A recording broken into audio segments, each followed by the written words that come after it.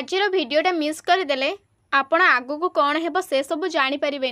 तेणु भिडियो को शेष पर्यंत देखंतु। एंड हाँ यार, मु देउथिबा अपडेट पाई गोटे लाइक तो बनती है। आजिर एपिसोड रे आपण माने देखिबा को पाइबे कि भवानी प्लानिंग करिके निज भणजार प्रस्ताव शिवानी पाई नेई के आसीछि। आउ जेतेबेले रत्नार तो स्वार्थ थिबो सेतेबेले से शिवानी को केते स्नेह आदर दबो एटा तो आमे समस्ते देखिछे। एवं रत्ना आजी शिवानी को प्रथम थर पाई भाणीजी कहूनी झियो कहूची एवं अलक्षणी किंबा बोझ कहूनी बरम घरर लक्ष्मी कहूची। एवं जेतेबेले मामू कहउछंती कि मारे तते जदि पुओ पसंद आसीबनी ताहले तू सफा सफा मना करि परिबु।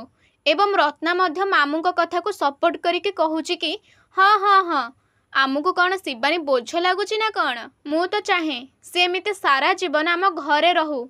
आम घर को केते सुंदर भाबरे सजाड़ी रखिछि। से जहा घर को जीव तांको घर हस खुशी पूरी उठिबो।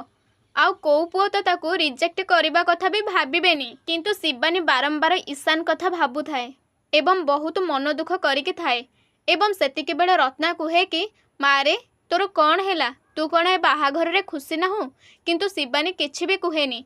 एवं पुणी रत्ना कुहे कि हौ तू जा बाहरी आसीबु, ता सहित से हारटा पिंधिके आसीबु काहेकि ना से हारटा तते बहुत मानुची। एवं जेतेबेले शिवानी रेडी हेबा पई घर भितर को चली जाए से रानी को बुझाई के कहते कि आउ सुन रानी, तू आज दीदी साथी रे किछि भी खराब व्यवहार करिबुनी।